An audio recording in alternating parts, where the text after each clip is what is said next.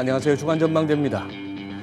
타결이 임박했다고 하던 미중 무역 협상이 막판에 또 트럼프 대통령의 관세 폭탄 부과 선언으로 또 삐걱거리기 시작합니다. 이것이 또 옵션 만기일과 맞물려서 우리 국내 증시에도 엄청난 타격을 주었죠. 한편 또 정부는 3기 신도시 부지를 또 추가로 발표했습니다. 이 부분이 또 우리 국민들 사이에 각자의 위치와 또 이해관계에 따라서 상당한 파장을 일으키고 있는데요. 오늘 주간 전망대에서는 인터뷰 형식으로 두 분의 전문가 모시고 심층 토론하는 시간으로 가져보겠습니다.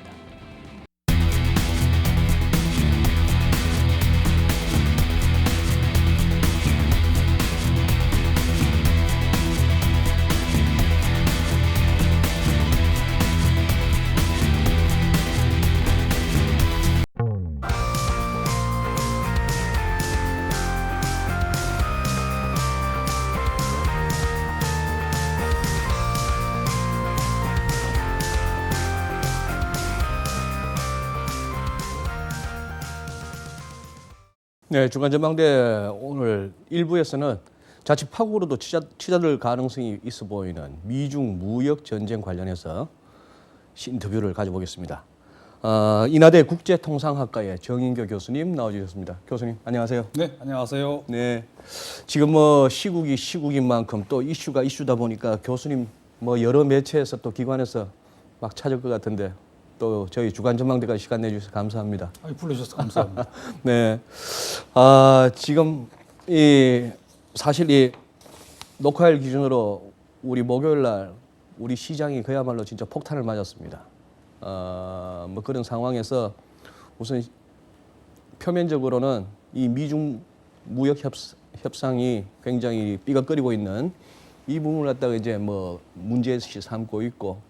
한데 그만큼 좀 이제 큰 이슈가 됐습니다. 한번 우리 시청자 여러분께서도 아시는 내용이긴 하겠습니다. 한번 정리하는 차원에서 이번에 트럼프 대통령이 지난 일요일 날 트위터를 통해서 밝힌 걸로 아는데 관세를 앞으로 어떻게 하겠다는 얘기였는가요? 트럼프 대통령은 네. 2016년에 대통령 유세 기간 중에 중국에 대해서는 무역 수지 적자 문제를 반드시 고치겠다라고 공언을 했었고 네.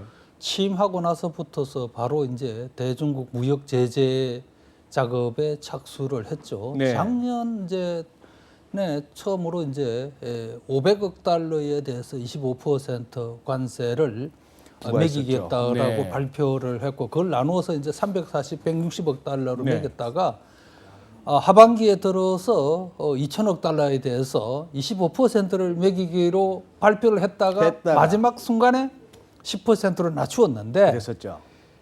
이번에 이제 트럼프 대통령은 그때 25%를 매기려고 했던 거를 10%만 했는데 중국이 지금 우리하고 협상하는 거에 보니까 영 마음에 안 든다.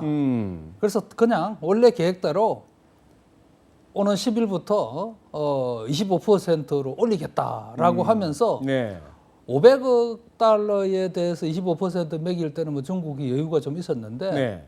2천억 달러가 되면은 이것은 중국이 미국으로 수출하는 수출액의 절반 이상이기 때문에 중국으로서도 상당히 이거는 긴장할 수밖에 없는 이제 그런 상황이죠. 그게 5월 10일부터 금요일부터 시작하겠다는가?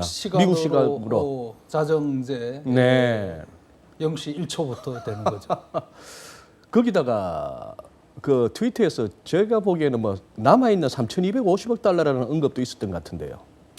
그러니까 이제 그 트럼프 대통령이 500억 달러에 대해서 관세를 25%로 추가로 부과를 했을 때 네. 중국도 곧이어서 그만큼을 바로 맞대응을 했지 않습니까? 네. 맞대응을 해? 한번 해보지 하면서 2천억 달러에 대해서 때렸거든요. 네. 그래서 이번에 2천억 달러 때리는 데서 중국이 또 대응을 한다? 그러면 남아있는 것까지 다 3천억 달러 정도 되는데 그 부분까지 다 이번 기회에 25%로 만들어버리겠다. 이제 그렇게 얘기를 하는 셈이죠. 불과 일주일 지난주만 하더라도 대부분의 외신에서는 사실상 트럼프 대통령이 관세 부과하기로 했던 5월 9일 그 금요일 날 그때쯤이면은 타결이 될 것이고 그래서 뭐 한 6월쯤이 되었건 어쨌거나 시 주석과 트럼프 대통령이 뭐 합의서에다가 서명식도 하고 이런 정도까지 분위기가 무르익었다가 지금 갑자기 급선회된 겁니다. 지금 교수님 국제통상화학을 갖다 가르치시지 않습니까? 지난번 하노이 회담도 좀 그렇고요. 막판 결렬. 국제통상에서 이런 경우는 좀 드물지 않습니까? 사례적으로. 상당히 예외적인 경우죠. 파격적이죠. 더더군다나 네. 지금의 그 WTO 다자 통상 체제 네. 하에서 네. 무역 협상을 하던 중에 관세를 올린다라는 거는 이거는 뭐 과거 사례를 찾기 어려울 거고 또 더더군다나 그 지금 현재 문제가 되고 있는 게 중국으로서는 네. 2천억 달러에 대한 10% 관세를 없애는 것도 있지만 25% 올리지 않도록 하기 위해서 지난 160일간 협상을 해왔거든요. 그랬죠. 그렇습니다. 근데 그거를 이제 상대국하고 협의도 없이 일방적으로 올리겠다라고 발표를 한 것은 역시 트럼프 대통령다운 행동이지 우리가 일반적인 어떤 그런 국제적 관행에서는 예가 없을 거다라는 생각이 듭니다. 트럼프 다운이라고 표현하시는군요. 미국 다운이라고는 하기가 힘들고 트럼프 다운이라고. 역대 대통령들이 보면 다들 점잖으시고 그래도 뭐 미국 하면 나름대로 기준이 네. 있었는데 네. 그 기준 그런 기대감을 이분한테서는 뭐 기대할 수 없는 이제 그런 상황이죠. 그러면 뭐 그동안에 한 며칠 사이에 대부분의 언론 매체에서 다루긴 했습니다만 트럼프 대통령이 갑자기 왜 이렇게 돌변했을까? 그 배경이 궁금하거든요. 어떻게 보십니까? 뭐 정치적인 배경, 경제적인 배경, 다양한 뭐 상상력을 막 발휘들 하던데 다들. 그렇죠. 뭐 다 코멘테이터마다 네. 생각들이 다릅니다만은 경제적, 정치적 요인 다 고려가 됐고 네. 무엇보다도 지금 미중 간에 오고 가는 이런 내용들을 들어보면은 트럼프 대통령 입장에서는 네. 그동안에 중국하고 협상하면서 이번 기회에 확실하게 해놓고 싶은 몇 가지가 있는데 거기에 대해서 미적거리니까 더 이상 시간을 끌 수는 없다라는 판단에서 그 협상 전략 차원에서 트럼프 대통령이 했다라고 저는 생각을 하고요. 네. 물론 뭐 트럼프 대통령 말 맞다나 좀 더 받아내기 위한 어떤 뭐 그런 것도 부분적으로 있을 수 있겠습니다만은 지금 뭐 이 트럼프 대통령이나 또 미국 USTR의 라이트하이저 대표가 네. 그동안에 협의를 해서 약속을 지키기로 했던 거를 사실은 중국이 일부 지키지 않는 걸로 드러났고 네. 그래서 트럼프 대통령이 25%로 관세를 올린다라고 했을 때 중국 측에서는 거기에 대해서는 사실은 말이 없어요. 그 약속을 위반했다라는 네네. 부분에 대해서는 네. 트럼프 대통령이 그 부분을 지적을 하고 25% 올리기로 결정하겠다라고 했을 때는 중국이 그게 아닌 것 같으면은 중국 외교부의 경상 이런 뭐 대변인 이런 분이 가만히 있을 양반들이 아니란 네, 말이죠. 그렇죠. 네. 그런데 중국 대변인의 얘기를 들어보면은 뭐 우리도 대응 조치하겠다. 그 다음에 무역 협상은 상호 대등하고 공평한 분위기에서 이루어져야 된다. 뭐 그 정도 원론적인 얘기지. 딱 꼬집어서 트럼프 대통령이 얘기하는 것에 틀린 점이 이것입니다라고는 얘기를 안 한 걸로 봐서는 분명히 이 중국 내에서도 그동안에 협의했던 것에서 약간 벗어나는 어떤 네. 그런 의사 표현을 했지 않나 싶습니다.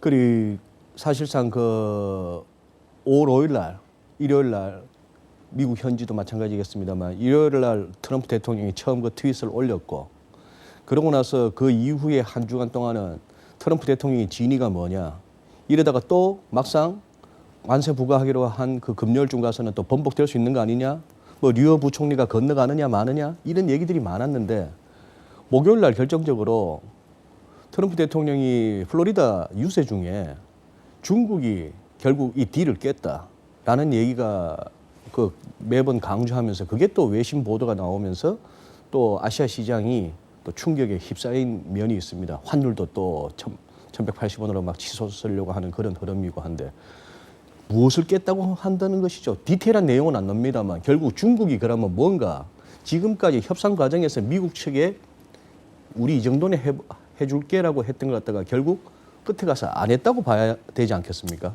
그렇습니다. 블룸버그라든가 네. 로이터 등이 전하는 바에 따르면은 그 지식재산권 보호라든가 지식재산권. 그다음에 기술 탈취 사실 그동안에 예. 기술 탈취 문제에 대해서 트럼프 대통령이 중국을 상당히 비난을 했었고 예. USTR 협상에서도 미국 기업들이 이 중국에서 비즈니스를 하면서 부당하게 기술을 빼나가는 것에 대해서 이거는 법적으로도 문제가 있다, 네. 그 불공평하다는 제기를 했었고, 그렇죠.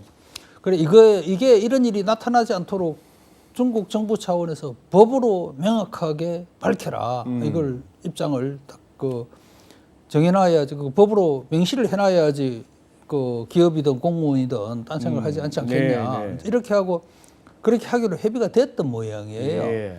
그런데 이제 최근에 이제 중국이 그동안에 합의했던 내용을 한 130페이지로 해서 이제 문건을 실제로 협상을 할 때는 네. 그걸 가지고 정리를 하는 게 아니고 그 중요한 대목만 이렇게 그 양측 입장을 정리를 해놓고 예. 그걸 이제 보고서 형태로 거의 뭐 계약서 형태로 만드는 거는 이제 그 이후에 별도 작업을 통해서 하거든요. 네. 그 작업을 중국이 맡았었나 봅니다. 아하. 근데 그게 이제 130페이지가 이제 미국으로 전송이 됐는데 그걸 보니까 법으로 보장하겠다라고 했던 게 뭐 행정 규제라든가 우리로 치면 이제 시행령이나 시행 규칙 그 정도에서 손을 볼게 이제 네. 이렇게 바뀐 모양이에요. 네. 그런데 이제 이게 중국이라는 나라가 이제 많은 부분은 보면은 뭐 이를테면은 뭐 우리가 알아서 잘 해줄게 해놔놓고는 안 지킨 경우가 많이 있잖아요. 예. 예. 그죠? 그래도 그 나라가 또 체면이 있는 나라인데 법으로 돼 있는 거를 그걸 어기면서까지는 하지 않을 텐데 그게 법으로 안 돼 있고 뭐 시행령이다 이렇게 좀 애매하게 좀 가벼운 문건에 들어가 있으면은 그 무시하거나 또 뭐 유사 사례가 발생할 수 있기 때문에 그동안에 미국은 그런 걸 다 배운 거예요. 중국도 우리 특유의 그거 있지 않습니까? 만만디 작전. 그러니 지금의 중국 전략은 네. 가급적이면은 시간을 끄는 겁니다. 끄는 지연 거죠. 작전입니다. 네. 처음에는 90일 동안 협상하자 했다가 그랬죠. 이것도 지금 뭐 120일로 갔다가 150, 160일로 지금 가고 있지 않습니까? 네네. 예, 지연 작전이고 또 일단 뭐 누구나 그럴 수도 있겠습니다만은 일단 소나기는 피하고 보자. 그래서 10%, 10에서 25% 올린다고 했을 때 잠깐 우리가 뭐 웬만하면 다 들어줄 테니까 얘기 좀 해보자 해가지고 90일을 벌고는 90일 벌었죠. 그것에 이제 자 1조 달러치 앞으로 뭐 5, 6년에 걸쳐서 수입해주마. 네. 뭐 그렇게 하면은 예. 뭐 미국으로서도 무역수지 적자 문제 상당 부분 해소될 수도 있고 네.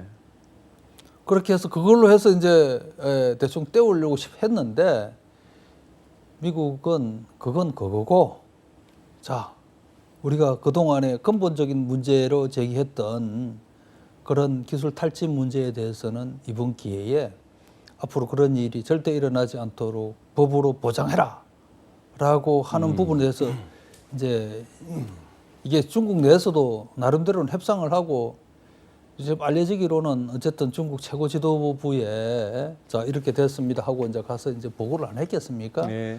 그러니까 이제 지도부에서 그걸 보고는 아니 이걸 뭐 우리 같이 중국이 말이야 이게 뭐 법으로까지 할 수 있겠는가? 또 그 내용 중에 이런 게 있어요. 그 이행 검증 문제가 있는데 아하. 예를 들어서 중국으로서는 어쨌든 이번에 약속한 걸 확실히 지켜야 되는 거고 네. 만약 그게 안 지켜졌을 경우에는 설령 이번 기회에 관세를 뭐 10%든 얼마든 간에 이거를 앞으로 없애져 나가지 않겠습니까? 없앴더라도 원상 복귀하거나 더 징벌적인 조치를 취할 수도 있다. 그때는 더 불만 제기하지 마라. 그게 이제 미사일하고 비슷한 겁니다. 네. 네. 검증을 확실히 비핵화 문제 할 수 있도록 네, 네. 그렇게 보장하라는 거예요. 그러니까 중국 지도부에서는 이거 내정 간섭인데 이렇게까지 우리가 하면서 이제 시 주석께서 이렇게 뭐 시 주석이 발언했다라는 게 내가 책임진다라고 했다고 그러지 않습니까? 네, 네. 그 부분이거든요. 예. 그게. 그래서 그러니 아까 말씀하셨던 그 체면이란 문제, 예. 뭐 개인이든 국가든 우리가 이 모양새가 안 살면은 그것도 참 명분, 체면 이런 것들로 생각 안 할 수가 없는데 지금 여기 이 정도까지 왔습니다. 뭐 교수님 말씀을 듣다 보니까 대충 이제 그림이 나오네요. 애초에는 3월 1일 날 관세를 갖다가 2천억 달러에 대해서 25% 때리기로 했던 걸 90일 휴전을 했던 것이고 그 90일이 어영부영 하다 보니까 벌써 5월 말이지 160일입니다. 예, 뭐 이렇게 돼버리니까. 5월 10일이면은. 예, 그런 상황이 됐는데 또 뭐 한 10년 내로 뭐 사줄게 했던 거 그것도 사줄지 안 사줄지 10년 동안 또 검증이 돼야 되는데 그런 식으로 해서 아까 교수님 말씀하신 대충 이렇게 해서 떼우려고 했는데 하노이에서도 그 뭐 이미 다 퇴물된 영변 핵시설 갖고 떼우려고 했는데 뭐 이런 식의 느낌이 들거든요. 그런데 그렇다면은 지금 어쨌거나 이 상황에서 그냥 관세를 두들겨 맞고 중국 입장에서 거기에 대해서 아무런 어떤 리액션이 없다면은 뭐 시진핑 주석을 비롯해서 중국 공산당 지도부의 체면이란 것이 중국 인민들을 대하기가 좀 난감하지 않을까요? 뭔가 나와야 되지 않겠습니까? 지금 시 주석뿐만 아니라 중국 지도부의 입장도 국내 정치를 보면은 매우 어렵죠. 네. 시 주석은 소위 그 중국몽 실현을 중국몽. 이를테면 국정 목표로 네. 내세웠고 또 1대1로라든가 중국 제조 2025를 통해서 과거 중화민족의 영광을 오늘날 되살려 나가겠다. 네, 그러기 위해서는 이를 시행해 나갈 수 있는 어떤 권력의 기반이 탄탄해야 된다 하면서 사실은 이제 10년 임기 제한제를 철폐를 해버린 거란 말이죠. 네. 그러니까 이제 강한 중국을 보여주기 위해서 내가 좀 오래 해도 뭐 이해해 주세요 된 건데. 근데 네. 이제 올해 초태인데 지금 초태라는 게 이제 작년에 그렇게 이제 헌법 고치고 이듬해에 우리가 미국한테 이제 시 주석이 아니고 시 황제라고 부른 지 이제 1년이죠. 네. 미국한테 그것도 트럼프 대통령한테 일방적으로 깨지는 것은 이것은 그 국내 정치적으로 상당히 심각한 문제가 심각한 되는 문제가 거고요. 되겠죠. 예. 또 한편으로는 그러면은 또 2천억 달러에 대한 25% 관세를 맞게 되면은 사실은 지금 중국 기업들이 국영 기업도 말할 것도 없고 민간 기업들도 상당히 어렵거든요. 네. 그런데 미국 수출 길이 막힌다 이러고 이런 게 이제 좀 지속이 된다고 그러면은 이거는 뭐 경제 성장은 말할 것도 없고 실업 문제, 그 다음에 기업의 도산 문제 이런 것까지도 금방 이게 효과가 파장이 나타날 수 있기 때문에 그거 맞고 앉아 있을 수도 없는 겁니다. 국내 네. 정치적으로 네. 뭐 무마가 된다 손치더라도. 근데 이게 말이죠.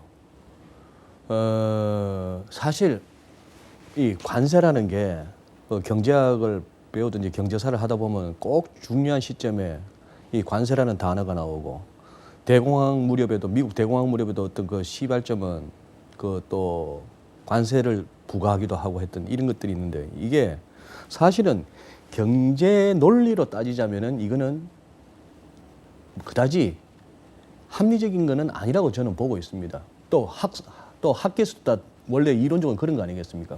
어떤 공정한 시장 경제 내지는 뭐 효율적인 어떤 자원 배분이 안 되는 그런 상황인데 아닌 말로 갑자기 25% 정도의 관세 부과로 인해서 그걸 갖다 트럼프 대통령은 뭐 마치 중국이 다 부담하는 것처럼 얘기를 합니다만 실상 따져보면 미국 국민들 소비자들한테도 전가될 수밖에 없는 부담인데요.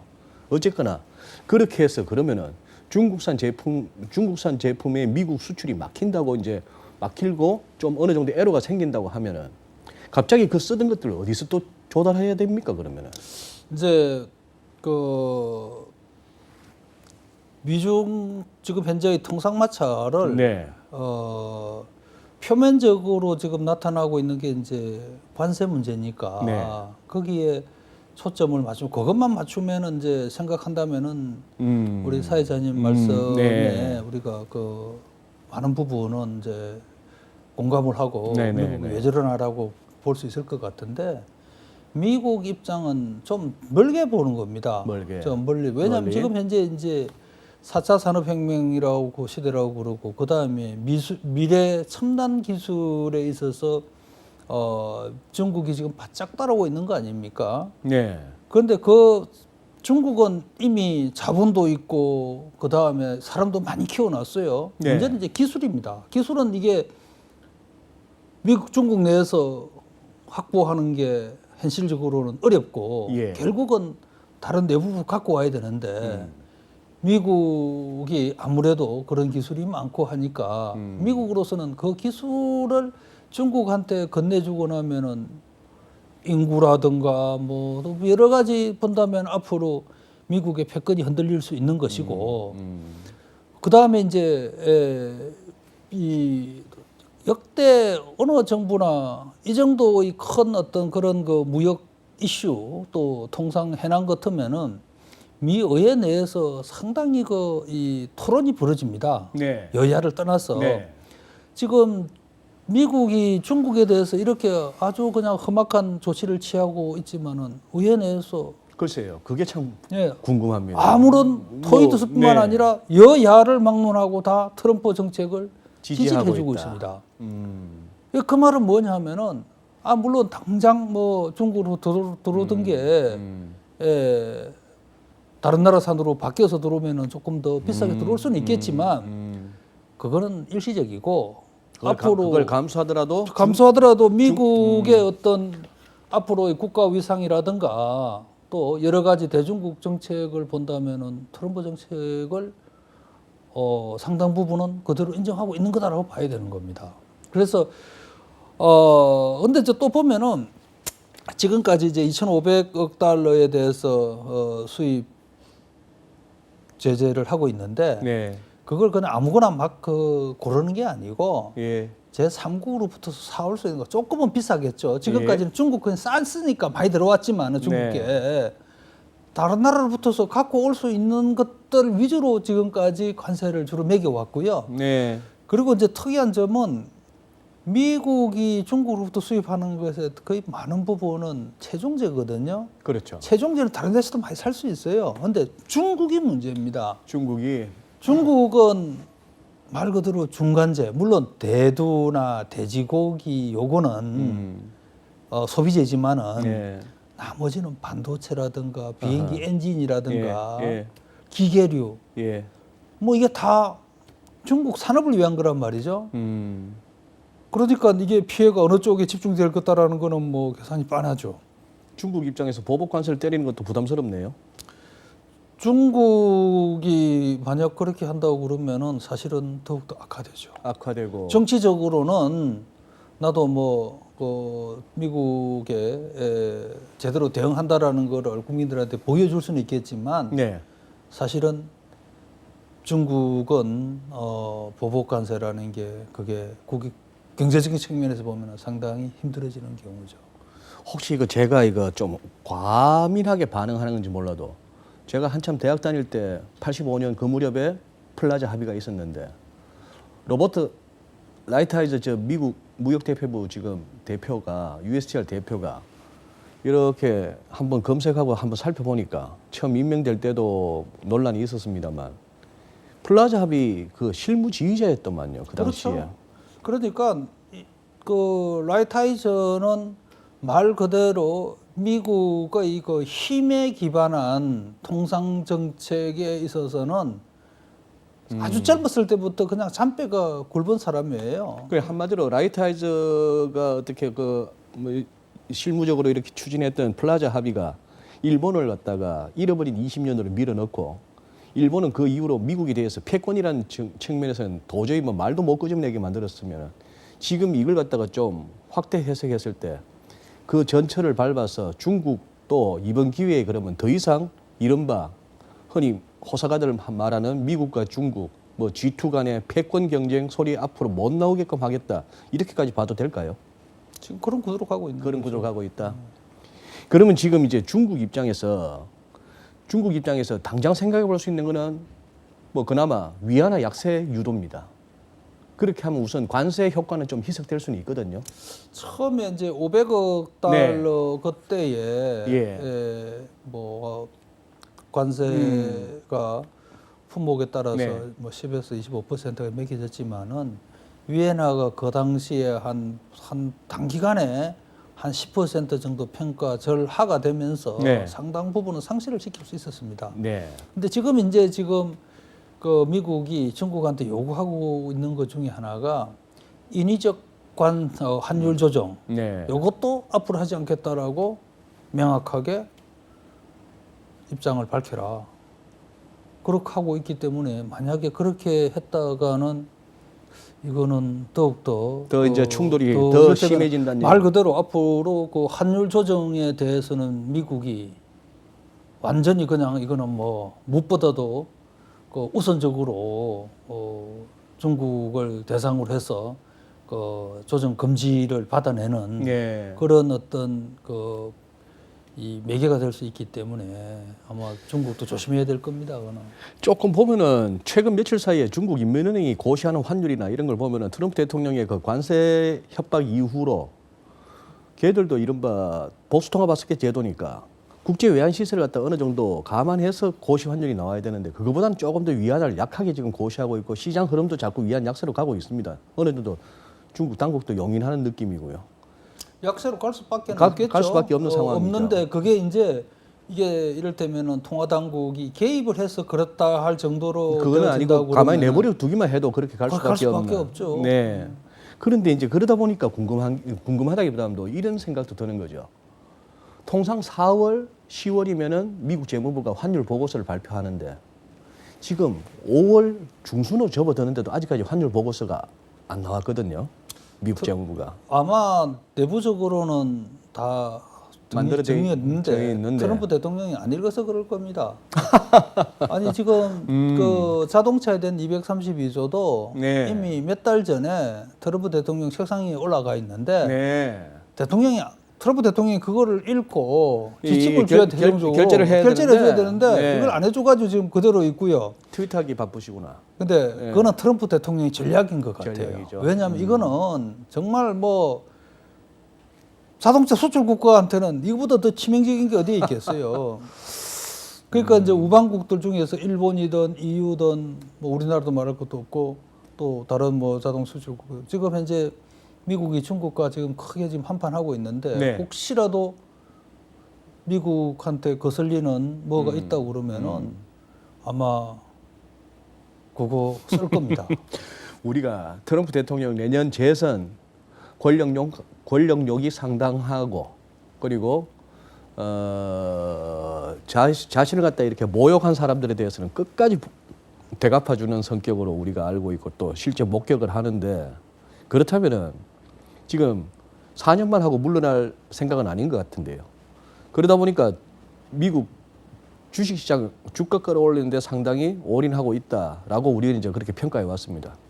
근데 뭐 트럼프 대통령이 모를 바도 아니고 이런 식의 조치는 미국 시장뿐만 아니고 전 세계 글로벌 시장 증시에 가뜩이나 조금 이렇게 레벨 자체가 숨가쁜 레벨인데요. 전고점이고 역사적 고점 경신이고 뭐 이런 상황에서 시장에 충격을 줄 걸 알면서도 뭐 감행할 만한 그렇게 보시나요? 뭐 그거 주가 좀 빠져도 된다. 우리는 좀 덜 빠질 것이다. 뭐 여러 가지 생각이 듭니다만. 제가 뭐 사실은 주식 시장에 대해서는 잘 모르기 때문에 정확하게 그것까지는 말씀을 못 드리겠고요. 네. 문제는 이제 트럼프 대통령은 국가 전체 차원의 표를 계산하지 않겠습니까? 네. 지금 현재로서는 네네네.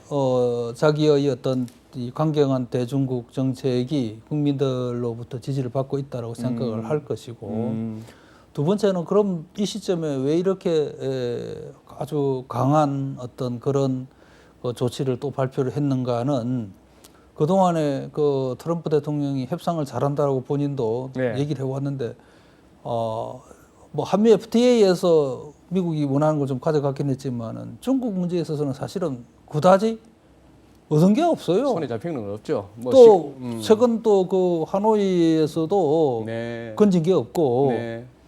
그래서 이제 국민들한테 뭔가 실적을 보여줄 때가 지금 됐죠. 왜냐면 내년이면은 이제 말 그대로 재선 가도에 들어가야 되는데 그런 차원에서 본다면 표결산을 아마 그 캠프 그 진영에서는 정말 진지하게 했지 않겠나라는 생각이 듭니다. 그러면 이런 상황으로 계속 전개될 때 우리 경제는 아무래도 부정적이겠죠. 그 효과는 어떻게 보십니까?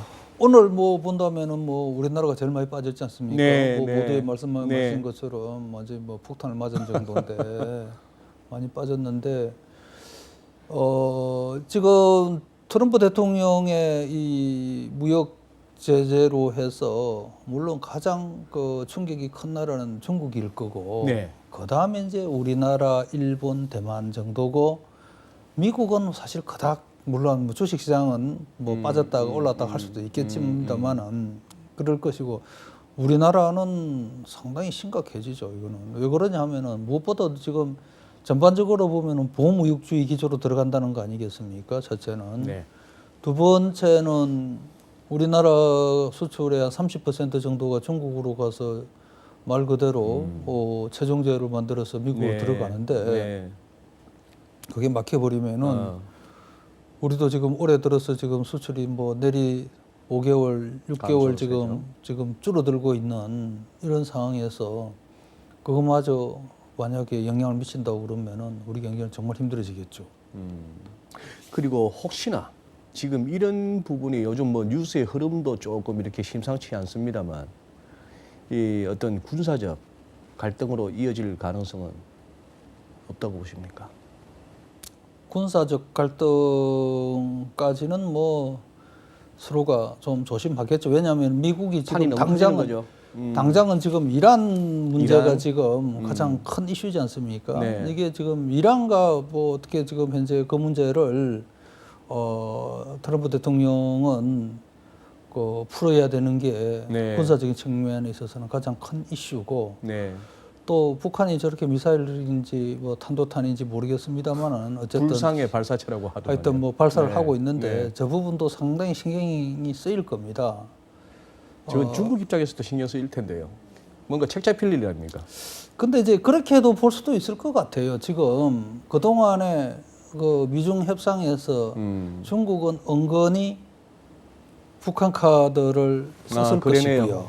그죠? 수시로 불러가면서 예, 썼을 것이고 그다음에 미국도 그동안에 150일간 협상하면서 앞으로 그 부분에 대해서는 중국에서 좀 잘 좀 하고 그다음에 이 부분대로 하고 이렇게 했을 공산이 상당히 크고 네. 그랬는데 뭐 북한은 북한대로 네. 저렇게 움직이고 있고 거기에 대해서 그 트럼프 대통령도 좀 한마디로 열을 좀 받지 않았겠는가라는 생각도 듭니다. 사실 뭐 이 이슈가 뭐 토론을 이어간다 하더라도 계속해서 뭔가 좀 답답할 수밖에 없는 주제인 것은 뭐 인정해야 되겠는데요. 교수님, 그래도 이 와중에 그러면은 이게 하루 이틀 이러다 끝날 것 같지는 않은데요.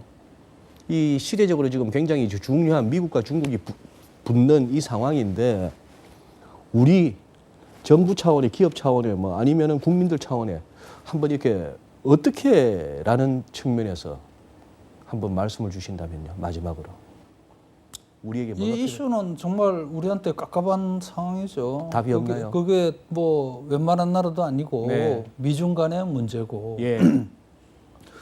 또 미중 간의 문제지만 미중이라는 나라가 우리나라 무역이라든가 경제, 뭐 군사, 안보적 측면에서 미치는 영향이 너무나 크고 네. 그렇기 때문에 어쨌든 이런 그 미중 간의 갈등 구도는 오래 장기화될 가능성이 높다. 왜냐하면 미국은 지금 중국에 대해서 근본적인 변화를 요구를 하고 있고 중국은 네. 도저히 받을 수 없는 거기 때문에 네. 장기화된다고 본다고 그러면은 우리가 대외 환경이 예를 들어서 뭐 앞으로도 안 좋을 거라는 게 많지만 우리 입장에서는 매우 안 좋을 수 있다라는 거를 가정을 하고 뭐 기업은 기업대로 가정 살림은 가정 살림대로 이렇게 해야 되지 않겠나라는 생각이 들고요. 네. 결국은 제일 중요한 게 이제 수출 환경이 악화된다니까 기업들이 뭐 이럴 때일수록 수출 경쟁력을 높여야 된다고 원론적인 얘기입니다만은 네. 그렇게 하려고 그러면은 정부도 기업들이 제대로 기업 활동할 수 있도록 이렇게 환경을 조성해 줘야지 뭐 립 서비스 수준으로 얘기하고 그냥 또 뭐 크게 바뀌는 건 없고 이런 것은 이건 뭐 지금 현재 우리로서는 정말 큰 문제죠. 그래서 최근에 정부에서 어쨌든 뭐 대통령부터 해서 또 장관들이 대기업을 방문하면서 기업인들의 어떤 그런 이 길을 살려주기 위해서 노력을 애쓰시는 거는 긍정적이지만은 예. 사실은 우리가 바꿔야 될 제도, 철폐해야 될 규제 너무나 많습니다. 그렇죠. 그런 것부터 빨리 좀 손을 봐야지 우리 기업들이 국내 투자도 하고 또 기술 개발도 하고 이래야지 이 파고를 넘어가지 않을까 싶습니다. 네, 알겠습니다. 네, 오늘 인하대 정인규 교수님 모시고 미중 무역 협상 지금 굉장히 난항을 겪고 있는데요. 이 분야에 대해서 한번 토론을 가져봤습니다. 교수님 말씀 중에 또 교수님의 표정에서 느껴지는 것은 이것이 쉽게 풀릴 일도 아니고 또 단기간에 뭔가 속 시원한 해결책이 나올 수 있는 부분도 아니고 또 우리에게는 분명 큰 부담으로 작용할 수밖에 없는 그런 사안인 듯합니다. 글쎄요, 좀 아쉬움은 있습니다. 우리가 어떻게 해야 될 것인가 아니면 앞으로 우리 주간전망 시청자 여러분께서 그렇다면 시장의 영향은 우리 환율은 이런 부분들에 대한 그런 궁금증도 있으시겠지만 너무 지금 다이나믹한 시장 환경이죠. 그 부분은 또 우리가 다음 기회에 또 시장 전문가들과 함께 조금 더 생생하게 또 그렇게 다뤄보도록 하겠습니다. 오늘 교수님은 여기서 보내드려야 될 것 같습니다. 감사합니다. 네, 감사합니다.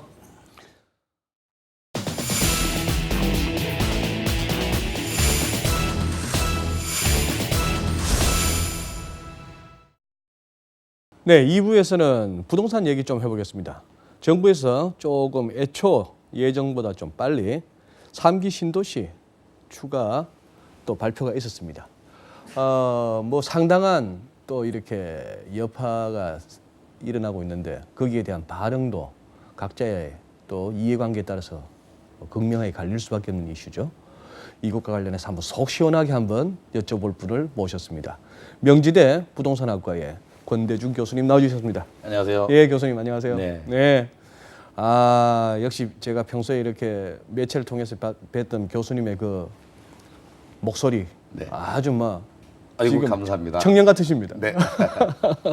우선 이번에 저 부천 대장 네. 그리고 또 고향에 창릉 어떻게 예상하셨던 지역입니까? 전혀 예상 안 했던 지역입니다. 그래요? 네. 원래 이제 그 전문가들이 예상했던 지역은요. 네. 한 3군데 정도가 되는데 세 그게 군데. 광명시흥지구입니다. 광명 네, 이 광명시흥지구는 현재 광명 KTX하고 네. 시흥시까지하고 중간에 있어요.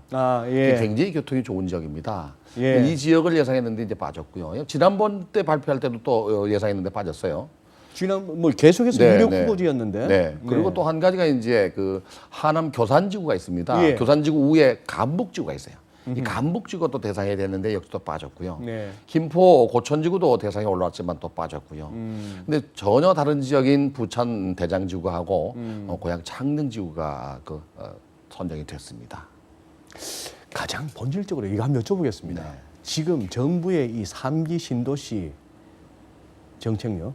지금 이른바 2기도 지금 아직까지 다 마무리가 안 된 상태 아닙니까? 네. 예, 그런 상황에서 지금 이렇게 신도시 정책을 갖다가 계속해서 발표하는 정책 목표가 뭔가요? 사실은 뭐 지난해 8월 27일 날 파리시대 대책에서 네. 30만 가구 공급 얘기를 했었죠. 예, 예. 이거의 일환이라고 봐야 됩니다. 문재인 정부가 지금 취임한 지가 2년이 됐습니다. 네. 1년 한 15개월 정도, 1년 조금 넘게는 계속 규제로만 갔죠. 예. 그러다가 이제 지난해 8월 27일부터 공급 대책 얘기가 나왔어요. 그래서 네. 규제와 공급을 동시에 하겠다. 이 그 가격이 오른다는 얘기는 두 가지 의미가 있어요. 하나는 공급이 부족하다는 거, 네. 또 하나는 수요가 많다는 겁니다. 수요가 많구나. 네. 그러면 이제 부동산 가격이 오르는 거를 안정시키는 방법은 공급이 부족한 지역에 공급을 해야 됩니다. 네. 근데 공급할 땅이 없다면 수요를 분산해야 되겠죠. 네. 그러니까 수요가 많으니까 예. 이 두 가지 정책 중에 하나를 해야 되는데 초기에는 1년 동안 계속 규제만 해왔습니다. 그러다 보니까 더 이상 수요는 많은데 공급이 적다 보니까 가격이 오를 수밖에 없는 구조였어요. 지금 교수님 말씀하시는 그 규제라는 것이 이른바 서울의 네, 집값 잡기 그렇죠.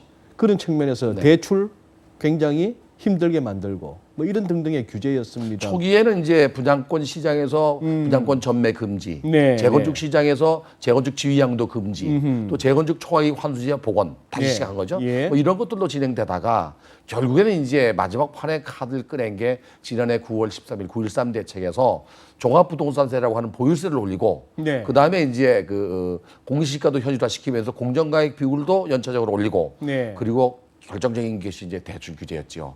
규제 지역에서 지난해 9월 13일 이후에는요, 주택이 있는 경우에는 대출이 안 됩니다.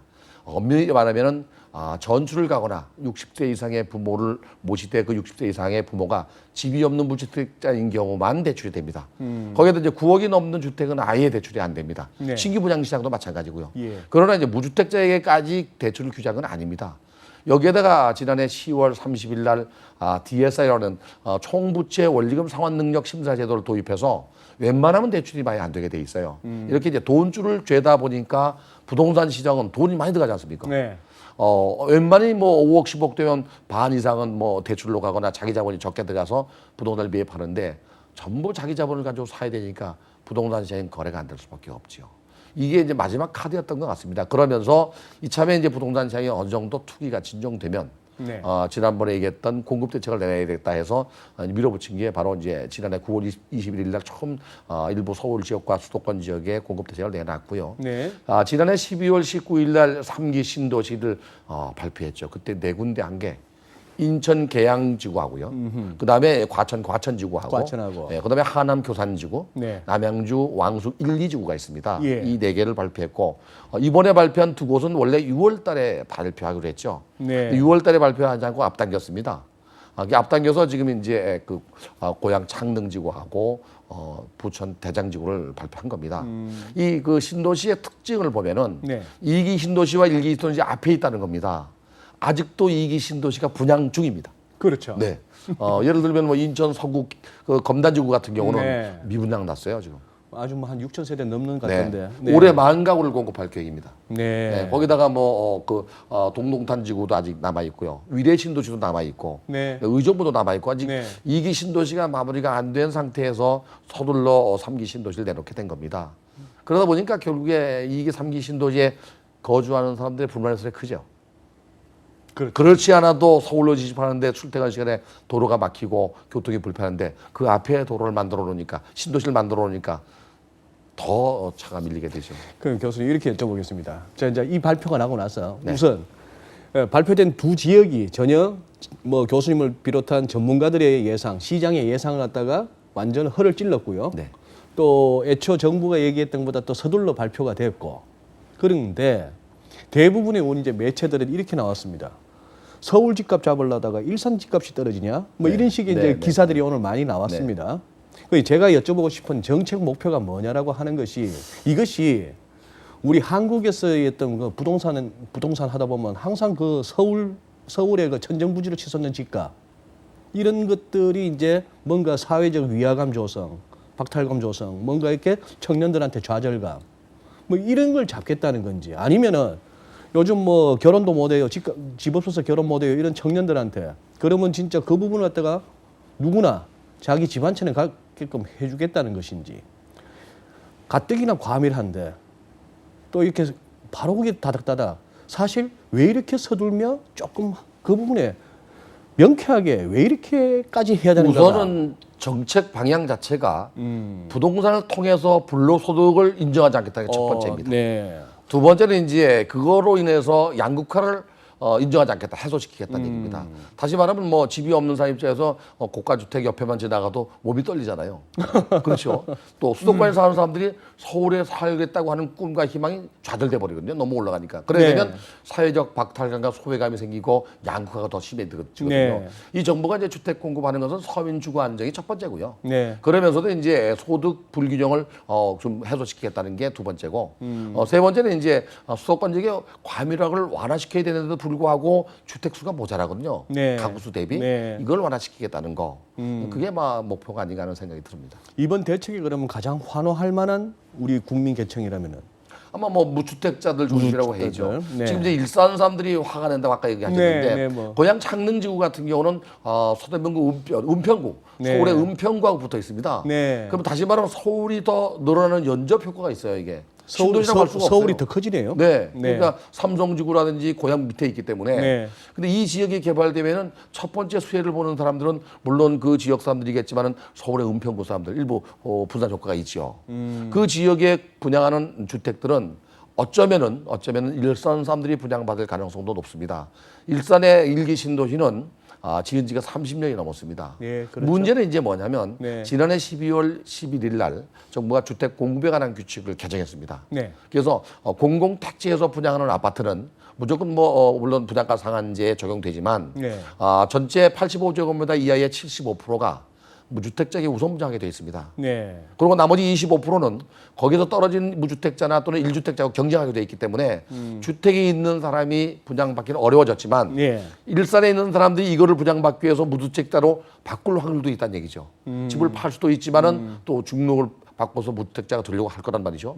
왜 같은 지역 내에서는 우선 분양권이라는 게 있거든요. 네. 이 주택을 분양하는 데는 적어도 정부가 2022년도에 첫 삽을 뜬다고 하지만 그거는 택지를 개발하는 조성하는 첫 삽이고요. 네. 실제 택지를 개발해서 주택을 분양하기까지는 적어도 5년 정도는 걸린다고 봐야 됩니다. 그러면 5년 정도의 무주택자로 있다 그러면 가족이 있으면 가점도 높아지고 분양받을 가능성도 있죠. 그런데 일산 사람들이 화가 난 것은 새로운 주택단지를 개발하게 되면 신도시를 개발하게 되면 우리도 그렇잖아요. 옷을 살 때 아무리 예. 옷이 많아도 예. 신상품을 좋아하잖아요. 그렇죠. 점점 주택도 고급화 첨단화 기능화로 가기 때문에 좀 스마트한 아파트를 원하기 때문에 새로운 신도시를 선호할 수밖에 없는데 그게 바로 내 마당 앞에 서울 쪽에 붙어 있잖아요. 그러니까 화가 날 수도 있겠죠. 거기다 뭐 교통 대책도 사실 이번에 국토교통부가 상당히 많은 대책을 내놨는데 네. 들여다보면 또 일기 신도시랑은 별반 영향이 없어요.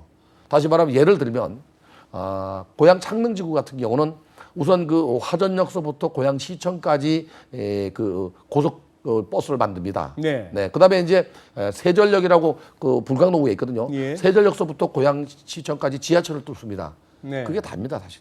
문산 서울 간 고속도로는 원래 계획됐던 거고요. 그다음에 제2자유로와 4차선을 연결하겠다는 것은 당연히 해야 됩니다. 그거는 이미 그렇지 않아도 제2자유로가 네. 상암동 쪽부터 오면 아침 출근 시간에 미어터지죠. 거의 미어터집니다. 네, 네. 그러니까 그거 가지고 되겠는가?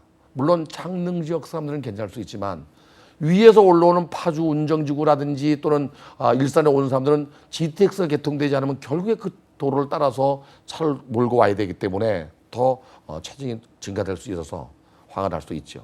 아까 말한 신상품, 구상품도 있지만은 네. 그래서 그런 것 같습니다. 자, 이렇게 됐을 때 뭐 이렇게 됐을 때보다도 이 부동산 집값 뭐 이런 얘기를 하다 보면은 집값이 올라야 좋은 사람, 집값이나 땅값이 올라야 좋은 사람이 절반. 그거 좀 내렸으면 심지어 폭락했으면은 이런 사람들도 절반입니다. 뭐 단순화하자면은. 그러니 정책이란 것이 뭘 내놓아도 환호하는 쪽이 있는 반면에 또 굉장히 또 이렇게 불만을 갖는 세력이 있을 수밖에 없는데요. 교수님께서 보시기에 우리 부동산은 그 부동산 가격은 뭐 아파트라고 하시죠. 어떻게 해야 된다고 봅니까? 우선은 수요 공급에 의해서 가격이 결정되잖아요. 네. 그래서 부동산 정책 자체가 네. 정부가 너무 개입해도 안 되고 너무 개입하지 않아도 안 됩니다. 네. 수요 공급에 의해서 자연적으로 시장 경제에 의해서 가격이 형성돼야 되는데 네. 이게 왜곡될 때가 있어요. 그렇죠. 투기가 일어나거나 투기가 이럴 때는 일어나거나. 정부가 개입하는 겁니다. 그래서 부동산 정책은 시장 경제에서 자유로운 시장 체제에서 거래가 이루어지고 수요 공급이 돼야 되는데 네. 이 시장이 왜곡될 때 개입되는 게 정책입니다. 예. 너무 개입돼도 안 되고 개입되지 않아도 안 되거든요. 그러면서 부동산 가격은 물가 상승 정도만 올라야 돼요. 너무 많이 올라도 안 됩니다. 그래야 경제가 돌아가고 인건비도 돌아가고 자재값도 돌아가거든요. 그래서 물가 정도만 올라가야 되는데 이게 수요 공급에서 공급이 적으면 가격이 많이 올라가고 네. 공급이 일정 됐다 하더라도 수요가 많으면 또 가격이 올라가잖아요. 네. 이럴 때 정부가 개입해서 신도시를 만들거나 택지 개발을 하거나 또는 거래를 잘하는 거거든요. 그래서 이 주택 가격 자체는 의식주의 하나이기 때문에 그게 투기의 대상이 돼서는 안 되고요. 정말로 이용의 대상이 돼야 됩니다. 근데 이게 안 되거든요, 이게. 그렇죠. 이 부동산 가지고 네. 주택을 하기 때문에. 네. 그래서 네. 국민들 하나하나가 전부 이 부동산 자체가 사실은 삶의 하나라고 생각해야지 재테크에 대해서는 안 됩니다. 처음부터 우리나라가 개발이 시작됐던 60년, 70년대부터 부동산으로 돈을 번 사람이 많았기 때문에 선행학습이 돼 있잖아요. 학습 효과가 있어서 그런 거거든요, 이게. 네. 근데 이제 인구가 점점 감소하고 주택 공급이 늘어나면 사실은 이제 이런 것들은 많이 없어질 겁니다. 네. 근데 지금 현재 그 2017년도 기준으로 자가주택 보유율이 59.9%나 되고요. 보유율뿐이 아니라 공급률도 지금 103.5%나 되거든요. 네. 점점 주택 공급은 늘고 인구는 감소하기 때문에 아마 이것도 길진 않을 것 같습니다. 당분간 그러나 이제 도심지에 몰려 사는 습성이 있기 때문에 서울과 수도권 지역, 광역시 같은 대도시 주변 지역은 그래도 그런 대로 부동산 가격은 유지될 거라고 봅니다. 그래서 폭락해도 문제고 너무 올라도 문제입니다. 뜨거운 감자입니다. 네. 아마도 누가 정책을 맡아도 조금의 차이가 있을 뿐이지 정확하게는 못합니다. 단지 이게 10년, 20년, 50년 장기적으로 보고 중서민 중심으로 주택 정책이 이루어져야 돼요. 그러면은 불만 없이 잘 돌아갈 수 있습니다. 저도 어디 가서 사석에서 지인들하고 자리에서 뭐 집값 얘기, 아파트 얘기 나오면 교수님처럼 얘기를 해왔거든요. 네. 야, 집이란 게 지 살 집 한 채 있으면 되는 거지. 네. 그걸로 뭐 남의 눈에 눈물 뽑아가면 그러면 항상 돌아오는 반응은요. 그러니까 네가 여태까지 노후 대책이 안 돼 있는 거야. 저한테는 얘기했습니다. 그런데요. 네. 한 말씀 더 드리면 네. 지난해 9월 20일 날 정부가 네. 서울에서 주택을 공급하겠다는 지역이 두 군데가 있었어요. 예. 이게 그 송파에 있는 송동 구치소 자리. 예, 그다음에 예. 개포동 제진마을. 네. 이번에 또 5만 2천 가구는 지금 신도시도 공급되지만 5만 8천 가구는 나머지 그 11만 가구 중에서 그 사당역 환승센터라든지 네. 창동역이라든지 예. 또는 그 왕십역이라든지 이런 예. 지역에 공급한단 말이죠. 네. 이게 두 가지 문제가 있어요. 거기는 거기다 아파트가- 공급하는 순간 로또입니다. 그거는. 로또입니까? 그렇죠. 강남에 분양할 때 분양가격으로 분양을 받으면 분명히 가격이 올라가죠. 그렇겠네요. 왜? 분양가격을 통제하다 보니까 낮게 분양할 수밖에 없잖아요. 네. 저 개인적으로 그래서 그 영구임대주택으로 가야 됩니다. 그래서 그러게 되면 또 문제는 주변 사람들도 반대한단 말이죠. 이게 임대 아파트가 들어오면 이게 이제 님비 현상인데요. 임대 아파트를 짓게 되면은 사람들은 수준이 낮은 사람이 들어온다고 착각해요. 자기도 임대 아파트에 사는 적이 있을 텐데. 그렇죠? 임대 아파트라는 게 꼭 이상하게 모아놓은 문제가 돼요. 네. 내 옆집이 전세가 올 때 말 안 합니다. 그러니까 그래서 주택 가격을 잡으려면 일단은 개념을 바꾸려면 영구임대주택이 많이 공급돼야 돼요. 지금 OECD 평균 11%나 됩니다. 네. 근데 우리나라는 5, 6%도 안 됩니다, 지금. 그래서 공급 정책 자체를 좀 트렌드를 바꿔야 될 필요는 있습니다. 교수님 말씀하신 대로 사당역 근처에다가 네. 그렇게 되면 그건 누가 봐도 그건 로또입니다. 그 로또입니다. 요즘 뭐 중학생도 알걸요. 네. 그거는 로또다. 그래서 영구임대주택으로 집은 괜찮습니다. 근데 이제 근데 그걸 갖다가 정부가 그렇게 하면 그게 로또가 되고 또 한 번에 그쪽에 그거 백업이 될까요, 그게? 만약에 이제 공공택지인 경우에 또 네. LH나 또 SH가 공급할 때는요 네. 가능합니다 그게. 아, 그리고 이제 진짜- 그거를 진짜 네. 로또인가요, 그거는? 네, 그럴 경우 이제 월세를 받으니까 또는 부동산 투자자법상 리즈라는 게 있습니다. 네. 그런 상품으로 돈을 모아서 자금을 대주고 건물 지은 다음에 월세를 받아서 그들에게 이자나 원금을 돌려주는 거죠. 네. 정부 돈이 없어도 그렇게 할 수 있는 방법은 있어요. 근데 어쨌거나 정부 정책이 로또를 만드는 건 아닌 것 그럼, 같아가지고요. 네, 예. 그러면은 그거는 되나요? 서울 집값은 내려갑니까 그러면 이 신도시 때문에? 그러지는 않을 것 같습니다. 우선 그 정부가 발표한 신도시들을 보면은요. 네. 서열을 나눌 수가 있어요. 이걸 나누면 또 우리 시청자분들이 또 놀라겠는데 로또 가능한 지역이 어디냐? 네. 과천입니다. 그렇죠. 물론 46만 평밖에 안 됩니다. 물론 그렇지만 그 과천 같은 경우는 보통 사당동 고개만 넘으면 바로 남태령만 넘으면. 그걸 뭐 옆으로 양재하고 또 같이 양재와 같이 있으니까 예. 서울이라고 봐야 돼요. 이거 로또고 두 번째 로또는 바로 3호선 전천이 연장되는 하남 교산지구 다 좋아하잖아요. 물론 그보단 더 가까운 지역이 바로 인천 계양지구입니다. 네. 계양지구지만 그건 김포공항 옆에 있어서 소음도 있고 높이잔도 있고 뭐 그렇겠죠. 네. 그리고 이번에 발표했던 고양 지구가 너무 붙어 있잖아요, 이게. 그러니까요. 네. 그리고 인천 대장지구도 김포항 밑에 부천 시청과 사이에 있습니다. 네. 단지 이제 남양주 그 왕숙 1, 2지구는 좀 떨어져 있지만 면적도 343만 평이나 되고 세대 수도 6만 6천 세대나 됩니다. 워낙 규모가 큽니다. 규모의 경제에서 봤을 땐 좋지만 서울에서 좀 떨어져 있어서 과연 강남 사람들과 서울 사람들이 갈까요? 그래서 이 공급 정책은 그렇습니다. 정부가 집값을 잡으려면 공급을 늘려야 되고 공급할 땅이 없다면 수요를 분산하는 정책을 예전에도 썼어요. 네. 2008년도 리만 사태가 벌어진 이후에 2009년도 1월 1일부터 정부가 민간 택지에 대해서도 분양가 상한제를 적용했습니다. 네. 근데 2008년도 말까지는 민간 택지에 대해서 분양가 상한제가 없었어요. 네. 그러다 보니까 기업들이 2006년도, 7년도 경기가 좋았기 때문에 대량 공급했었죠. 예. 그랬다가 2009년도부터 분양가 상한제를 적용해 버리니까 미분양 아파트가 쌓이기 시작했어요. 2009년도 1월 말 그 당시 현재 약 16만 6천 세대 정도가 미분양이었습니다. 네.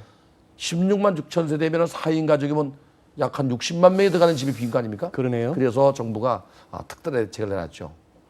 그해 2009년도 2월 12일부터 그해 연말까지 미분양 주택을 구입하는 경우에는 취득세 50% 감면됐고 양도세 5년간 면제택을 줬더니 이게 없어졌어요. 없어졌어요. 그런데 2008년도 리만 사태 이후에 2009년도, 10년도, 11년도에 영국발 금융 이후부터 유럽발 금융이 있을 때도 우리 경제가 안 좋았어요. 네. 대외 경제 불확실성도 문제 있었지만은. 네. 근데 2012년도 9월 달에 또 역시 미분양 아파트가 한 10만 가구 정도 됐습니다. 그래서 그해 9월 22일부터 그해 연말까지 똑같은 대책을 내놨습니다. 또 역시 없어졌어요. 네. 이렇게 이제 그 미분양 아파트를 해소하듯이 서울 지역에 몰려있는 수요를 수도권으로 돌릴 때 수도권에 있는 미분양 주택이나 수도권 주택에 구입을 원하는 사람들, 그걸로 이사가는 사람들에게는 여러 가지 혜택을 주면서 분산시킬 수도 있었거든요. 네. 근데 지속적으로 규제를 했기 때문에 가격이 너무 많이 올랐지 않았나. 이번 3기 신도시도 만약에 미분양이 난다면 정부는 또 무슨 대책을 내놓을 거라고 봅니다. 네. 그렇게 해서 이제 시장이 돌아가는 거거든요. 예전부터 1기, 2기 때도 마찬가지였습니다만 이 신도시와 관련해서 또 이렇게 붙어 다니는 단어가 배드타운이었거든요. 네. 그러니 예를 들어서 신도시가 건설되면서 거기에 어떤 산업 기반이 같이 갖추어진다면은 거기서 일하고 살고 먹고 자고. 근데 결국은 그게 아니라면은 전부 또 일하러 출퇴근을 또 서울로 해야 되는 거 아니겠습니까? 네, 네. 그렇다면은 이건 뭐 이제 안 그래도 출퇴근 때는 다들 힘들어 하는데 지하철을 타도 지옥철이요. 무슨 뭐 차 끌고 오는 사람들은 새벽같이 나오든지 아니면 뭐 밤늦게 별 보고 갈 때 말고는 남들 다 같이 움직일 때는 그냥 길에서 버리는 시간이 이것도 어떻게 삶의 질에 상당히 그렇죠. 큰 부분인데요. 그래서 이번 3기 신도시는 그나마도 네. 전에 발표했던 네 곳은 자족도시로 만들겠다고 해서 전체 토지의 상당 부분을 자족도시로 이렇게 용지로 내놨습니다. 네. 인천 그 계양지구 같은 경우는 전체 토지 101만 평 중에서 49%가 공공용지로 내놨습니다. 네. 과천지구 같은 경우는 47%가 공공용지로 내놨습니다. 그다음에 이제 그 하남 교산지구 같은 경우도 네. 29%나 공공용지 내놨고, 그다음에 이제 왕숙지구 같은 경우는 32% 정도 됩니다. 물론 물론 그 지역은 이제 뭐 공원이나 아니죠. 이 원래 이제 그 신도시라고 하면 우리가 100만 평 이상을 신도시라고 합니다. 네. 근데 어떻게 말하면 과천지구는 이제 신도시급이 안 되죠, 사실은 택지개발지구죠. 그건 좀 작죠. 네, 작죠. 예, 예. 이 100만 평이 넘는 경우에 이제 여러 가지 도시 기본 계획을 짤 때, 예를 들어서 뭐 24% 이상의 녹지를 만들어야 된다는 그런 기본 계획들이 있습니다. 네, 네. 그 중에서 전체 토지에 할당하는 자적 도시의 면적을 늘린 겁니다. 예, 예. 그래서 가장 바람직한 그 도시를 조성하는 거는요. 네. 인구 분산책은요. 먼저 공단을 조성하고 공단 조성. 사람이 가면서 뒤따라가게 거기에 걸맞는 규모로 택지를 개발하는 겁니다. 자, 공단을 조성하게 되면 도로를 먼저 깔아야죠. 물류를 왔다 갔다 해야 그렇겠죠. 되니까. 그 도로를 이용해서 택지를 개발하는 겁니다. 네. 그래 가야 되는데 예. 우리나라는 지금 거꾸로 가고 있어요. 수도권 정비 계획법상 과밀적 번영은 공장의 신증설도 안 됩니다. 그러다 보니까 이게 이제 어려움이 있는 거고요.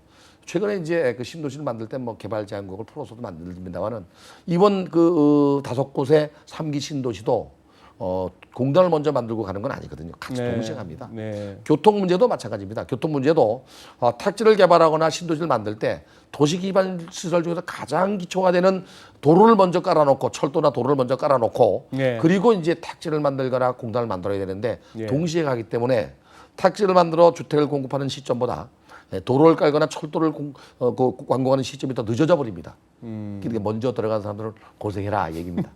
근데 이게 사실은 투기가 일어날까 봐 그러는데 사실 투기가 일어나기 전에 그 지역을 토지거나 허가구로 묶어버려도 어느 정도 규제하면 되거든요. 네. 근데 문제는 선투자가 이제 쉽지 않은 거죠.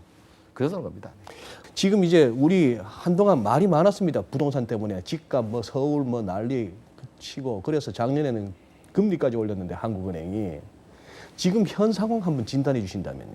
우리 부동산 시장. 지난해 9월 13일 이후에 부동산 시장이 이제 좀 안정화됐거든요. 네. 근데 이제 언론 보도라든지 뭐 한국은행이나 국민은행 자료를 보면은 네. 지난해 연말까지는 부동산 거래나 가격이 올랐습니다. 그 이유 중에 하나는 뭐 10월 달, 11월 달에 오른 게 아니고요. 네. 지표로서 올랐습니다. 지표로서, 통계 지표로서. 지표로서? 네. 그러니까 이번에 그 6월 달에 발표할 신도시를 서둘러 지금 앞당겨 발표했지 않습니까? 네. 정부가? 네. 그건 두 가지 의미가 있어요. 하나는 강남 지역을 비롯한 주요 지역의 집값 하락세가 보합세로 돌아섰다는 거. 그다음에 일부 지역의 하락세가 둔화됐다는 거. 네. 다시 말하면 4월 셋째 주에 한국은행 주간 발표를 보면은요. 예. 서울의 그 집값 하락이 마이너스 0.2%에서 0.18%로 조금 줄었어요. 그건 뭐냐면 또 그다음에 이제 거래도도 늘어났다고 발표했거든요. 네. 이거는 거래 자체가 그달에 거래된 게 아니고요. 계약금을 내고 중도금 내고 잔금 내는 기간이 적어도 한 달 정도 걸립니다. 자, 한국감정원에서 발표한 자료는요. 네. 적어도 지난해 12월, 1월, 2월 달 자료입니다. 예. 그 1월 달, 2월 달에 거래된 양이 한 달 정도의 중도금 잔금을 냈다면 잔금 기일과 등기 일정 중에서 일자 중에서 빠른 날짜를 기준으로 60일 이내에 취득세를 내게 돼 있습니다. 취득세를 내야 거래가 잡힙니다. 그러다 보니까 적어도 두세 달 후에 거래가 잡히니까 4월 달에 거래가 많이 됐다면 적어도 2월 달, 1월 달 거래량이 되겠죠. 그런데 이제 그게 영향을 주는 게 뭐냐면 심정 요인에 영향을 줍니다. 가격이 올랐대, 내렸대 이게. 그래서 그거를 서둘러 이제 막으려고 정부가 신도시를 발표한 것 같습니다. 자, 지난해 9월 13일 대출 규제하면서 네. 영향을 받은 거는 적어도 12월 이후 1월 달부터 영향을 받기 시작한 겁니다. 예. 그래서 1월 달부터 대출이 안 되니까 이제 거래가 안 되는 거죠. 그다음에 금년도부터 또 분양 공급에 관한 규칙이 바뀌어서 신도시도 무주택자 중심으로 바뀌고 네. 정부의 규제 정책이 이거 말고도 또 여러 가지 있습니다만은 토지거래 허가 구역부터 여러 가지 있습니다만은 아직도 수도권 일부 지역과 서울 전역은 투기 과일주가 15군데가 투기적입니다. 네. 그렇게 이제 재건축의 지위양도 금지부터 여러 가지 규제가 있기 때문에 이렇게 규제가 계속 가는 한 그러면서 대출을 규제하는 한 부동산 시장이 반등하기 쉽지 않습니다. 네. 단지 최근에 와서 강남 지역에 고가 주택이 좀 거래되는 게 있는 것 같아요. 건수는 얼마 안 되지만 그 의미는 아마도 화폐 경기이기 때문에 그런 거 아닌가.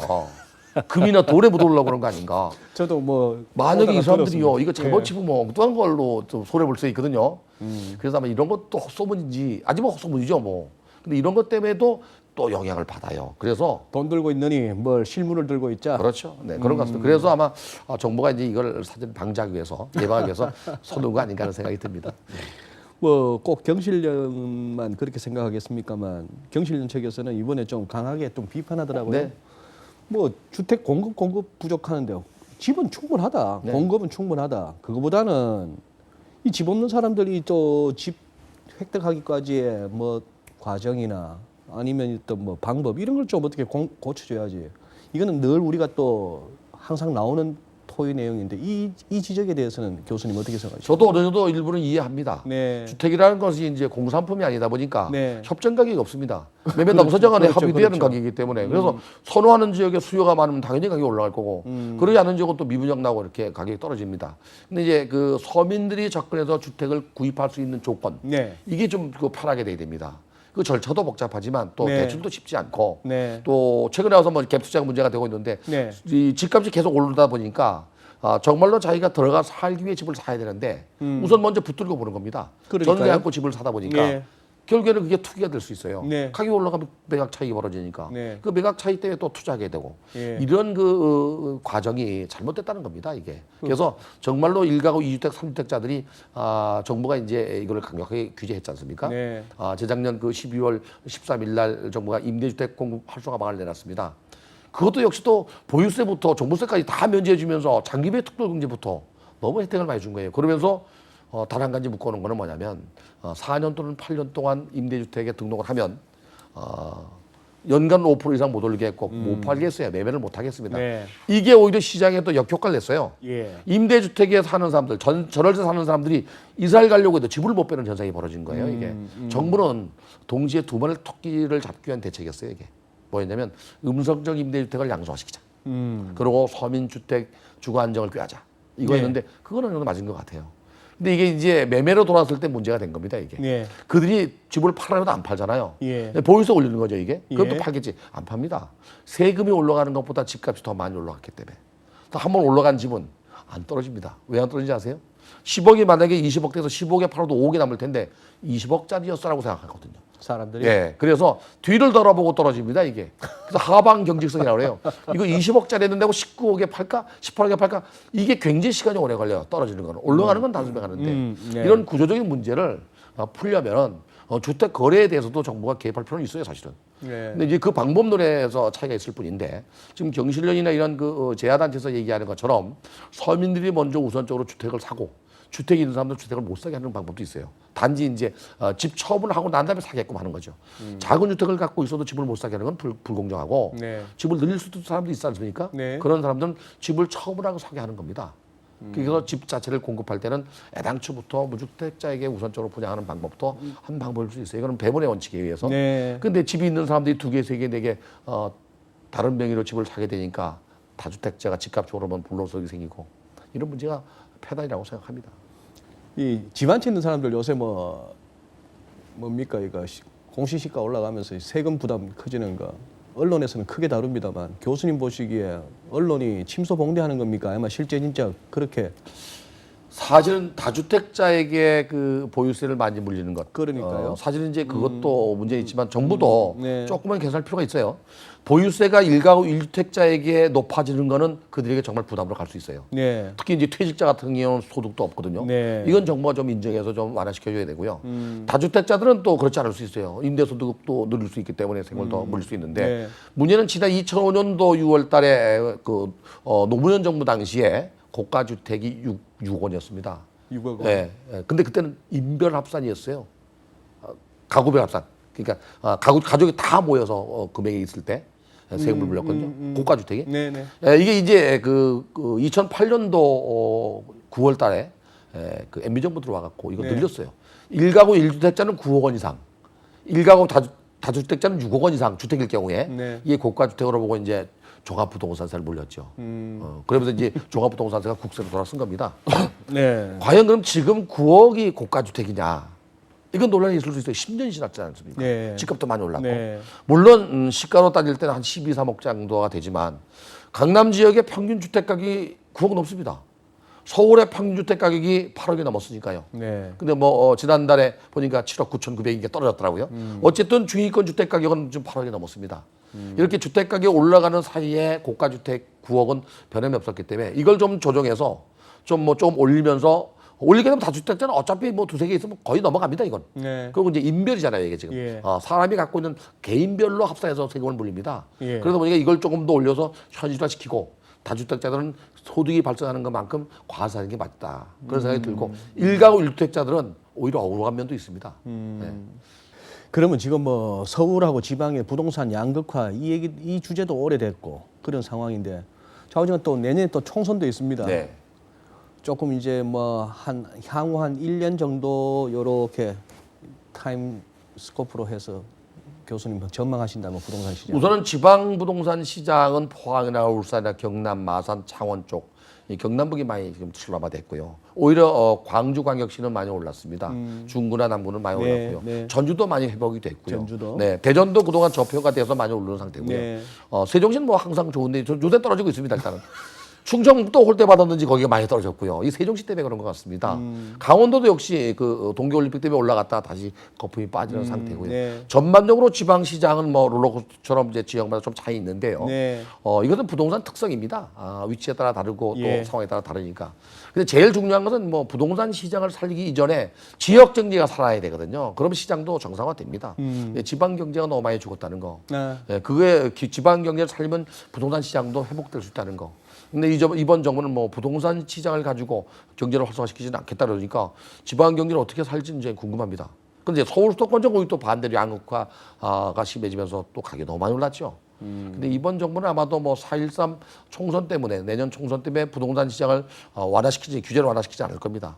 제가 그 언론에 칼럼을 썼는데요. 네. 규제로 부동산 시장을 잡은 것은 규제가 완화되면 다시 부동산 가격은 올라갑니다. 그렇겠죠. 예, 결국에 아까 제가 말씀드린 대로 가격이 올라가는 원인은 분명히 공급이 부족하거나 수요가 많은 건데 이 두 가지가 동시에 해결되거나 하나는 해결돼야 됩니다. 그러지 않고 규제로 부동산 시장을 안정화시켰다면 규제가 완화되면 가격이 오르기 때문에 이번 정부가 3기 신도시를 서둘러 조성하는 거 아닌가. 적어도 이번 3기 신도시 이 계획만큼은 어쨌거나 집값 안정화라는 정부의 의지는 확고하다라고. 그렇죠. 그런데 이제 그게 서울의 주택 가격 분산 정책에 얼마나 도움이 될지 분명히 도움은 됩니다. 그러나 이 수요자가 원하는 지역에 글쎄요. 원하는 시기에 공급돼야 되는데 이제 이게 얼마나 이제 시장에 반응할지는 모르겠지만 강남 하는데 그냥 강남에다가 저기 저 롯데 그 뭡니까 그 롯데타워처럼 한 100몇 층짜리 아파트를 갖다 한 수십 채 짓죠 뭐.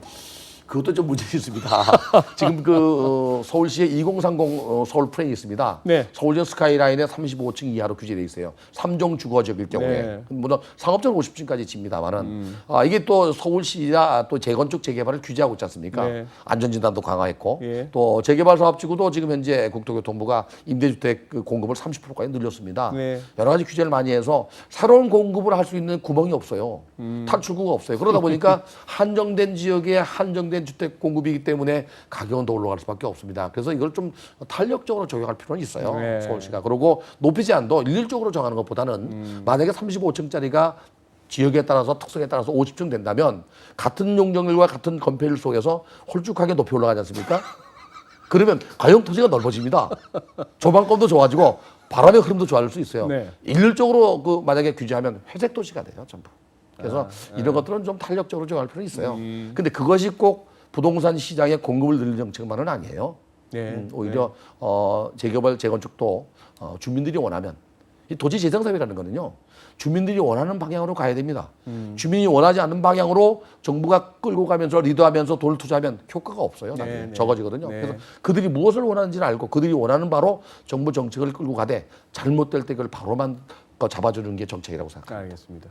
교수님 아주 막힘없이 궁금한 거 당신이 원하는 거 궁금한 거 요거 하자 하면서 바로 핀셋처럼 딱딱 집어줬어. 아유, 감사합니다. 감사합니다. 네. 그러면 여기서 또 3기 신도시 관련한 토론은 마무리하겠습니다. 오늘 두 분 교수님 모시고 한번 이렇게 인터뷰를 해봤습니다. 시장 상황은 굉장히 급격합니다. 세린메이 5월에는 팔아라. 괜히 한번 툭툭 던져보고 많은 말인가 했는데 지금까지 흐름은 좀 그런 부분인데요. 지금 그런 상황에서 좀 한가한 토론이 아닌가 싶은 생각도 들겠습니다만 미중 무역 협상 진행 상황 그리고 또 우리 대다수 우리 국민들이 또 관심을 갖고 또 각자 입장에 따라서 반응이 다른 3기 신도시 관련해서 두 분 교수님 모시고 한번 토의를 가져봤습니다. 여기서 마치고 다음 주에는 조금 더 이제 우리 시장에 관련해서 한번 타이트하게 나눠볼까 합니다. 얘기를 나눠볼까 합니다. 오늘 또 시간 내주신 권 교수님 감사합니다. 감사합니다. 네, 다음 주 찾아뵙겠습니다. 고맙습니다.